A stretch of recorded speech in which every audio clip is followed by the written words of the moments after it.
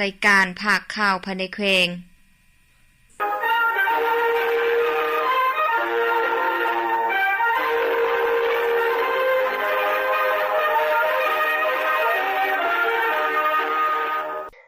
ท่านผู้ฟังที่เคารพต่อไปให้ประธานมารับฟังภาคข่าวภายในแขวงที่มีหัวข้อข่าวพร้อมเนื้อในดังต่อไปนี้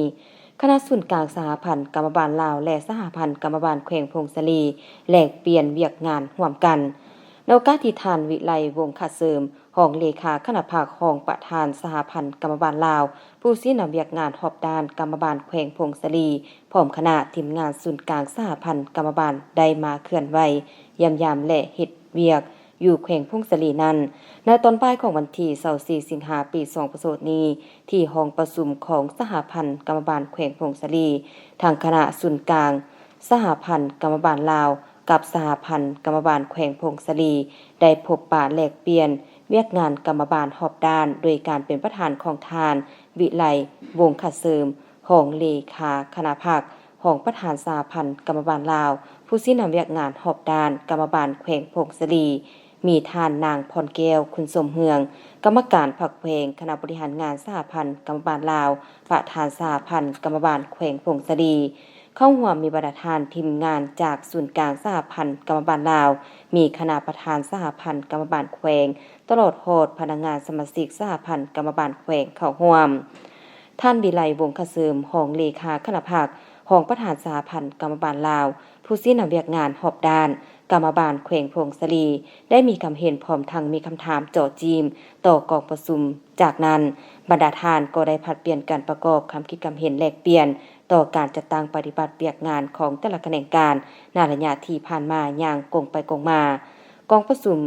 ท่านวิไลวงศ์ขัดเสริมรองเลขาคณะภาครองประธานสหพันธ์กรรมบาลลาวผู้ที่นำเวียกงานรอบด้านกรรมบาลแขวงพงศลีได้แสดงความย่องยอสมเสยต่อบรรดา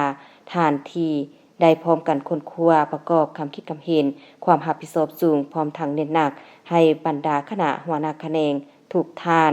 จงยุกสูงความรับผิดชอบต่อหน้าที่เวียกงานที่ตนรับผิดชอบให้มีผลสำเร็จทั้งนี้ก็เพื่อการจัดตั้งปฏิบัติเวียกงานสหพันธ์กรรมบาลลาวเว้ารวมโดยเฉพาะเมนเวียกงานกรรมบาลของแขวงพงศลีให้นับมือดีขึ้นและมีประสิทธิภาพสูงเป็นก้าวคณะผู้แทนศาลประชาชนแขวงเดียนเบียนและศาลประชาชนแขวงพงศลีพบปะแลกเปลี่ยนบทเรียนร่วมกันในตอนเช้าของวันที่25สิงหาคม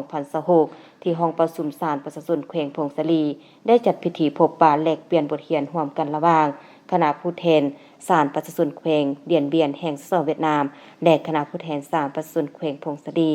ฝ่ายแขวงพงศลีนำโดยท่านอีกเพ่งสมุทรประธานศาลประชาชนแขวงพงศลีพร้อมคณะฝ่ายแขวงเดียนเบียนนำโดยท่านฟานวันแขงประธานศาลประชาชนแขวงเดียนเบียนแห่งสหเวียดนามพร้อมด้วยคณะการพบปะแลกเปลี่ยนในครั้งนี้ทั้งสองฝ่ายได้รายงานสภาพการและการจัดตั้งปฏิบัติเนื้อในบทบันทึกร่วมมือกันระหว่างศาลประชาชนแขวงพงศลีและศาลประชาชนแขวงเดียนเบียนในปี2024ตามแนวทางนโยบายหมุนเสื้อสายพัวพันมิตรภาพอันยิ่งใหญ่ความสามัคคีพิเศษและการหัวมือหอบด้านของสองภาครัฐก็คือสองแขวงเว้ารวมเว้าเฉพาะในหัวข้อเวียกงานตาลสกัดการอาชญากรรมและการช่วยเหลือทางด้านยุติธรรมซึ่งได้เอาใจใส่จัดตั้งพันขยายและดำเนินการหัวมืออย่างถึกทิศและมีผลสำเร็จหลายด้านระยะ2 ปีผ่านมาศาลประชาชนแขวงพงศลีและศาลประชาชนแขวงเดียนเบียนได้มีการพัวพันและการช่วยเหลือในการประสานและแก้ไขปัญหาคดีต่างๆสิ้นศาลประชาชนทั้งสองแขวงได้ส่งและแจ้งให้การทราบเกี่ยวกับการตัดสินคดีพลเมืองของแขวงพงศลีและพลเมืองของแขวงเดียนเบียนที่ได้กระทำผิดทางอาญาและถูกศาลตัดสินโดยผ่านแผนกการต่างประเทศของสองแขวงซึ่งศาลประชาชนแขวงเดียนเบียนได้ส่งคำตัดสินมี6ฉบับและศาลประชาชนแขวงพงศลีก็ได้ส่งคำตัดสินดังกล่าวให้พ่อแม่หรือผู้ปกครองของจำเลยเพื่อรับทราบผลของการตัดสินแล้วและศาลประชาชนแขวงพงศลีได้ส่งคำตัดสินให้ศาลประชาชนแขวงเดียนเบียนมี1ฉบับจากนั้นทั้งสองฝ่ายได้ประกอบความคิดความเห็นแลกเปลี่ยนบทเรียนพร้อมทั้งเซ็นบทบันทึกว่าด้วยการแต่งตั้งคณะผู้แทนศาลประชาชนแขวงพงศลีระหว่างศาลประชาชนแขวงเดียนเบียนแห่งสหเวียดนามเพื่อพบปะแลกเปลี่ยนทางด้านวิชาการ ห่วมเส้นต่างนาแขวงพงศลีแม่นทันอีกเพ่งสมุทรประธานศาลประสุนแขวงพงศลีแขวงเดียนเบียนฝ่ายสสเวียดนามแม่นทานฟานวันแขงประธานศาลประสุนแขวงเดียนเบียนด้วยซองหน้าจากคณะผู้แทนทางสองฝ่ายเป็นสักขีพยานกองประชุมผู้บริหารการศึกษาวิทยาศาสตร์และกีฬาทั่วเมืองบุญเหนือประจำสุขเขียน2025-2026วันที่25สิงหาคม2026ที่สโมสรของเมืองบุญเหนือแขวงพงศลีได้จัดกองประชุมผู้บริหารการศึกษาวิทยาศาสตร์และกีฬาทั่วเมืองประจำสุขเขียน2025-2026ขึ้นอย่างเป็นทางการให้เกียรติเข้าร่วมมีทานคำเพชรจิตปัญญากรรมการผักแขวงหัวหน้าแผนกศึกษาธิการและกีฬาแขวงทานไสหลังคำผาสุขคณะประจำผักเมืองของประธานคณะกรรมการปกครองเมืองผู้ชี้นำคงเขตประธานธรรมสังคมคันเมืองทานนางวันคำนครสุขกรรมการผักเมืองหัวหน้าห้องการศึกษาธิการและกีฬาเมืองเข้าร่วมมีบรรดาทานผู้แทนจากห้องการภาคีองค์การปกครองตาแสงผู้อำนวยการโรงเรียนและผู้ประกอบการโรงเรียนเอกชนเข้าร่วมท่านนางวันคำนครสุขกล่าวเปิดกองประชุมอย่างเป็นทางการท่านคำจินอินแสงหัวหน้าหน่วยงานบริหารสถิติแผนการและการลงทุนผ่านบทสรุปย่อการจัดตั้งปฏิบัติแผนสุขเขียน2025-2026และทิศทางแผนพัฒนาการศึกษาประจำสุขเขียน2026-2027ของเมืองซึ่งท่านได้รายงานว่าคณะศึกษาธิการและกีฬาเมืองได้นำพาชี้นำให้ผู้บริหารโรงเรียนเอาใจใส่นำพาครูสอนจัดตั้งปฏิบัติแผนพัฒนาโรงเรียนก็คือแผนพัฒนาการศึกษาธิการและกีฬาไปพร้อมกับการจัดตั้งปฏิบัติแผนพัฒนาเศรษฐกิจสังคมของเมืองด้วยความตั้งหน้าและมีความรับผิดชอบสูงโดยเฉพาะได้เล็งใส่การจัดตั้งปฏิบัติคาดหมายสู่ส่วนของคะแนนการศึกษาใน10ขาดหมายบรรลุ8ขาดหมายและ17ขาดหมายบรรลุ14ขาดหมายในสุขเขียน2025-2026ทั่วเมืองมีโรงเรียนเลี้ยงเด็กอนุบาล4แห่ง24ห้องมีครูสอน40คนมีนักเรียน621คนหญิง304คนมีโรงเรียนอนุบาลจำนวน21แห่ง34ห้องมีจำนวนนักเรียน926คนหญิง424คนมีครูสอน37คนมีห้องเกี่ยม10แห่ง10ห้องมีนักเรียน308คนหญิง150คนมีครูสอน10คนหญิง10คนโรงเรียนชั้นประถม52แห่ง145ห้องในนี้ประถมสมบูรณ์38แห่งมูลละประถม14แห่งมีครูสอนทั้งหมด156คนหญิง134คนมีนักเรียน3,529คนหญิง1,741คนโรงเรียนมัธยมตอนต้น11แห่ง82ห้องครูสอน165คนหญิง119คนนักเรียน2,369คนหญิง1,179คนมัธยมปลาย3แห่ง29ห้องมีครูสอน74คนหญิง53คนนักเรียน933คนหญิง447คนมีพนักงานบริหารที่บ่ได้สอน6คนหญิง4คนพร้อมนั้นผ่านขยายมติกองประชุมผู้บริหารการศึกษาคันเมืองประจำสุขเขียน2024-2025กองประชุมยังได้รายงานผลการประเมินเนื้อใน3ข้อแข่งขันบทวิจัยสภาพครูเรือบ่พอในแต่ละชั้นคันเรียนและบทรายงานการประเมินตำแหน่งวิชาครูชั้นอนุบาลแนวการดังกล่าวท่านคำเพชรจิตปัญญาหัวหน้าแผนกศึกษาธิการและกีฬาแขวงได้ตีราคาสูงต่อผลการจัดตั้งปฏิบัติในสุขเขียนผ่านมาพร้อมทั้งให้ทัศนทิศทางคำถามโจทย์จีมเพื่อให้ผู้บริหารการศึกษาคันเมืองตาแสงและผู้อำนวยการโรงเรียนผู้ประกอบการโรงเรียนเอกชนห้องการภาคีได้ค้นคว้าได้ประกอบความคิดความเห็นอย่างกงไปกงมาต่อบรรดาเอกสารและคำถามโจทย์จีมกองประชุมได้ผ่านมติกองประชุมผู้บริหารการศึกษาของกระทรวงศึกษาธิการและกีฬาผ่านข้อตกลงย่อประเภทต่างๆให้กลุ่มโรงเรียนครูสอนและนักเรียนที่มีผลงานดีเด่นพร้อมทางผ่านข้อตกลงแต่งตั้งและจัดวางบ่อนประจำการของครูอาจารย์ประจำสุขเขียน2025-2027ตอนท้าย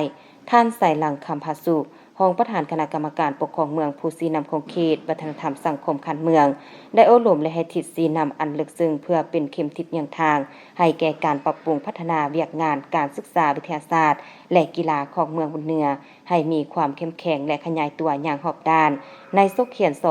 2025-2027เป็นต้นให้สืบต่อปรับปรุงคุณภาพการเรียนการสอนทุกชั้นเรียนให้มีมาตรฐานแก้ไขปัญหาครูเรือบ่พออย่างถูกต้องและเป็นรูปธรรมเอาใจใส่คุ้มครองและบริหารโรงเรียนทางภาครัฐและเอกชนให้มีระเบียบเกี่ยวกับการศึกษาอย่างเคร่งครัดสุขยุการเคลื่อนไหว3ข้อแข่งขันสอนดีเรียนเก่ง สภาพแวดล้อมดีตามปรากฏการณ์ย่อท่อให้แพร่หลายและมีประสิทธิผลเพื่อรับประกันการพัฒนาการศึกษาของเมืองบุญเหนือให้ก้าวหน้าอย่างยืนยงประกาศกงจากการจัดตั้งพนักงานดำรงตำแหน่งบริหารประเภทต่างๆบรรดาห้องการของเมืองสัมพันธ์ในวันที่21สิงหาคม2026นี้ได้จัดพิธีประกาศแต่งตั้งพนักงานนำพาคุ้มครองดำรงตำแหน่งบริหารประเภท4ถึงประเภท7บรรดาห้องการของเมืองสัมพันธ์ขึ้นอย่างเป็นทางการอยู่ที่สโมสรเมืองสัมพันธ์แขวงพงศลีโดยเป็นเกียรติเข้าร่วมเป็นประธานของทานทองตือเกียรติสบงกรรมการพรรคแขวงเลขาพรรคเมืองหัวหน้าคณะสมาชิกสภาประชุมแขวงประจำเมืองมีคณะประจำพรรคเมืองกรรมการพรรคเมืองหัวหน้าห้องการห้องการหัวหน้าและหัวหน้าหน่วยงานตลอดฮอดคณะกองบัญชาการทหารตำรวจเข้าร่วมในพิธีทานนางบอนสุริพงษ์ของหัวหน้าคณะจัดตั้งเมืองได้ขึ้นผ่านมติตกลงของคณะประจำพรรคเมืองฉบับเลขที่203/คพมลงวันที่19สิงหาคม2026ว่าได้การถอนเลขาคณะพรรคหักฐานกลุ่มที่ขึ้นกับเมืองสัมพันธ์ในนี้เห็นดีถอนสหายทองเคียนสุวรรณแสงเลขาคณะพรรคหักฐานกลุ่มนำลอยมาประจำการอยู่คณะบริหารงานเสาหนุ่มเมือง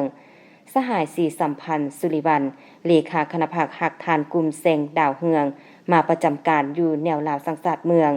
สหายสมเงินพุทธภาธรรมเลขาคณะพรรคหักฐานกลุ่มแสนคำมาประจำการอยู่ห้องการสาธารณสุขเมืองนอกนี้ยังได้ผ่านข้อตกลงของคณะกรรมการปกครองเมืองว่าด้วยการบ่งตัวแต่งตั้งดำรงตำแหน่งบริหารประเภท4และประเภท5ในนี้เห็นดีบ่งตัวแต่งตั้งทานทองเคียนสุวรรณแสงเป็นเลขาคณะบริหารงานสาวหนุ่มเมืองเห็นดีแต่งตั้งทานสีสัมพันธ์สุริวันประธานกลุ่มบ้านแสงดาวเฮืองไปรับหน้าที่ใหม่อยู่แนวลาวสังกัดเมืองเป็นรองประธานแนวลาวสังกัดเมืองเห็นดีถอนทานสมเงินพุทธภาธรรมประธานกลุ่มบ้านแสนคำมาประจำการกรมกองเก่าห้องการสาธารณสุขเมืองเป็นรองหัวหน้าห้องการสาธารณสุขเมือง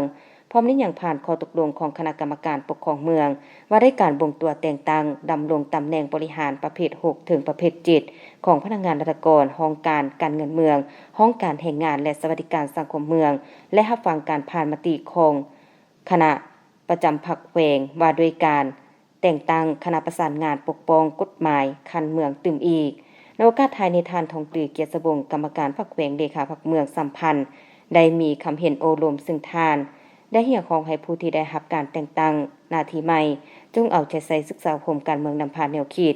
ค้นคว้าเสริมซึมกำแนนแนวทางของพรรคกฎหมายของรัฐยกสูงความรับผิดชอบต่อหน้าที่ที่ได้รับการมอบหมายให้ได้รับผลสำเร็จมีความสามัคคีภายในยึดมั่นหลักการรวมศูนย์ประชาธิปไตยเฮ็ดเวียกเป็นหมู่คณะแบ่งบุคคลรับผิดชอบสืบต่อผู้ฝนละล้อมตนเองอย่างหอบด้านโดยเฉพาะเมนทางด้านคุณธาตุการเมืองคุณสมบัติศีลธรรมปฏิบัติปรับปรุงแบบแผนนำพาแบบแผนวิธีเฮ็ดเวียกและเอาใจใส่ในการพัฒนาห้องการให้มีความเข้มแข็งขึ้นตื่มอีกหน่วยพักบ้านถึงหับใบยังยืนเป็นหน่วยพักปลอดภัยเข้มแข็งและหนักแน่นครั้งที่3ประจำปี2025พิธีหับใบยังยืนหน่วยพักปลอดภัยเข้มแข็งและหนักแน่นครั้งที่3ประจำปี2025ของหน่วยพักบ้านถึงได้จัดขึ้นณตอนเช้าของวันที่24สิงหาคม2026อยู่ที่ห้องการบ้านถึงภายใต้การเป็นประธานของสหายนางศรีสมรปทุมมาเลขาหน่วยพักเป็นเกียรติเข้าร่วมของสหายสมหวังสมวิไลกรรมการพรรคแขวงเลขาพรรคเมืองมีบรรดาสหายคณะหน่วยพักตั้งนาจากคณะจัดตั้งคณะกวดกาตลอดหอสมาชิกพรรคภายในหน่วยพักเข้าร่วมในพิธีสหายนางศรีสมรปทุมมาเลขาหน่วยพักบ้านถึงได้ขึ้นผ่านห่างบทสรุปการก่อสร้างหน่วยพักปลอดภัยเข้มแข็งและหนักแน่นประจำปี2025และทิศทางแผนการปี2026ของหน่วยพักบ้านถึงเป็นหน่วยพักหักฐานบ้านขึ้นกับคณะบริหารงานพรรคเมืองหย่อนอูเป็นเสนาธิการให้แก่คณะพรรคคันถึงมีความรับผิดชอบเวียกงานบริหารคันบ้านภายในหน่วยพักมีคณะหน่วยพัก3สหายหญิง2สหายมีสมาชิกพรรคทั้งหมด19สหายหญิง9สหายในนี้สมาชิกพรรค3ห้อง3สหายหญิง2สหายจากนั้นผู้เข้าร่วมพิธีแต่ละสหายได้ประกอบความคิดความเห็นใส่ห่างบทสรุปและทิศทางแผนการดังกล่าวเพื่อให้มีเนื้อในครบถ้วนและสมบูรณ์ขึ้นตื่มหลังจากนั้นต่างหน้าจากคณะจัดตั้งเมืองได้ขึ้นผ่านมติตกลงของคณะประจำพรรคเมืองฉบับเลขที่148/คพมลงวันที่18มิถุนายน2026 ว่าได้การอนุมัติมอบใบยังยืนหน่วยผักปลอดใสเข้มแข็งหนักแน่นประจำปี2025ให้หน่วยผักบ้านเทิงเป็นเกียรติมอบใบยังยืนหน่วยผักปลอดใสเข้มแข็งหนักแน่นโดยสหายสมบังสุวิไลกรรมการผักแขวงเลขาผักเมืองและขึ้นหับโดยสหายนางศรีสมรปตุมมาเลขาหน่วยผักบ้านเทิงในตอนท้ายของพิธียังได้รับฟังการมีคำเห็นโอลมจากสหายสมบังสุวิไลกรรมการผักแขวงเลขาผักเมืองซึ่งก่อนอื่นสหายได้กล่าวแสดงความย่องย่อสมเสยต่อคณะหน่วยผักและสมาชิกผักที่ได้พร้อมกันสู่ส่วนปฏิบัติตามแผนการก่อสร้างหน่วยผักในตลอดระยะ1 ปีผ่านมาพร้อมเดียวกันนั้นสหายยังได้เรียกร้องให้คณะหน่วยผักสมาชิกผักแต่ละสหายจงเพิ่มทวีในการค้นคว้าเสื่อมซึมกำแน่นแนวทางนโยบายของพรรคกฎหมายและระเบียบการของรัฐวางออกแต่ละระยะให้ลึกซึ้งเพื่อเป็นบอนอิงในการชี้นำพาจัดตั้งปฏิบัติเวียกงานให้มีผลสำเร็จกำแน่นและเสื่อมซึมเนื้อในกฎระเบียบของพรรคประชาธิปไตยลาวสมัยที่12ได้วางออกเพื่อแนใส่การจัดตั้งปฏิบัติทิศทางแผนการก่อสร้างหน่วยผักปลอดใสเข้มแข็งหนักแน่นปี2026ของหน่วยผักวางออกให้ปรากฏผลเป็นจริงพร้อมทั้งรักษามูลเสือหน่วยผักปลอดใสเข้มแข็งหนักแน่นให้มั่นคงตลอดไปธนาคารพัฒนาชนบทหน่วยบริการเมืองควาสรุปการจัดตั้งปฏิบัติเวียกงานหอบดานประจำ6 เดือนต้นปีและวางแผนการ6 เดือนท้ายปี2026ในตอนบ่ายของวันที่24 สิงหาคม2026ธนาคารพัฒนาชนบทหน่วยบริการเมืองควาได้จัดกองประชุมสรุปการจัดตั้งปฏิบัติเวียกงานหอบดานประจำ6 เดือนต้นปีและวางแผนการ6 เดือนท้ายปี2026ภายใต้การเป็นประธานของทานวงเดือนภูมิธรรมรองประธานคณะกรรมการปกครองเมืองผู้ชี้นำของเขตเศรษฐกิจการเมืองท่านวงเพชรเสงบุญจันทร์หัวหน้าหน่วยงานบริการเมืองครัวมีบรรดาข้าราชการที่เกี่ยวข้องการเมืองพร้อมโดยภาคส่วนที่เกี่ยวข้องเข้าร่วมกองประชุมได้รายงานผลการจัดตั้งปฏิบัติเวียกงานหอบดานประจำ6 เดือนต้นปีและวางแผนการ6 เดือนท้ายปี2026โดยปฏิบัติตามแผนการที่วางไว้ในประจำ6 เดือนต้นปี2026ผ่านมาธนาคารพัฒนาชนบทหน่วยบริการเมืองควาได้จัดตั้งเคลื่อนไหวเวียกงานวิสาเฉพาะเป็นต้นเมนการเก็บต้นทุนแดกดอกเบี้ยค้างหับในแต่ละบ้านภายในเมืองมียอดยุกมาต้นทุนท้ายเดือน12ปี2025จำนวน21ตือ175ล้าน2แสนกีบปล่อยสินเชื่อหลายกลุ่มและหลายบุคคลใน6 เดือนต้นปี2026ได้ทั้งหมด5ตือ450ล้านกีบเท่ากับ 36.34 ส่วนห้อยของแผนการปล่อยปี2026เก็บต้นทุนขึ้นได้ทั้งหมดประจำ6 เดือนต้นปี2026 3ตือ599ล้าน9แสน19พันกีบปฏิบัติได้เท่ากับ69จุดเกือบเท่า4ส่วนห้อยเทียบใส่แผนเก็บปี2026ยอดสินเชื่อทั้งหมดท้ายเดือน6 2026ยัง23ตือ25ล้าน2แสน81พันกีบเทียบใส่ท้ายปี2025แม่นยอดสินเชื่อเพิ่มขึ้น9ส่วนห้อยกองประชุมได้ร่วมกันปรึกษาหารือแลกเปลี่ยนความคิดความเห็นเกี่ยวกับวิธีการแก้ไขหนี้สินกายสัญญาดอกเบี้ยค้างหับผ่านมาทางกำหนดทิศทางแผนการแก้ไขในต่อหน้าธนาคารพัฒนาชนบทได้มีความพยายามอย่างต่างหน้าโดยได้เก็บกู้และร่วมมือกับคณะเฉพาะกิจแก้ไขหนี้สินคัดเมืองลงแก้ไขหนี้สินเชื่ออยู่หากฐานอย่างใกล้ชิดโอกาสดังกล่าวบรรดาทานคณะเฉพาะกิจคันเมืองได้พัดเป็นการประกอบความคิดความเห็นอย่างกงไปกงมาเพื่อสอกหาทางออกและมาตรการที่เหมาะสมในการแก้ไขหนี้สินตกค้างให้มีประสิทธิภาพสูงขึ้นโอกาสนิทานวงเดือนภูมิธรรมของประธานคณะกรรมการปกครองเมืองได้เน้นหนักและให้ทิศชี้นำในการจัดตั้งปฏิบัติเวียกงาน6 เดือนท้ายปี2026โดยให้ทุกภาคส่วนที่เกี่ยวข้อง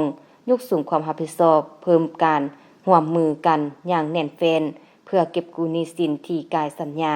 ให้ได้ตามแผนการที่วางไว้ต่อไปประธานมารับฟังพยากรณ์อากาศประจำวันที่25 สิงหาคม2026สภาพรวมห้องความกดดันอากาศต่ำยังจะสืบต่อผ่านภาคเหนือของประเทศลาวปองเข้าสู่ลมพายุหมุนเขตฮอนนาลาหัวที่19ประจำปี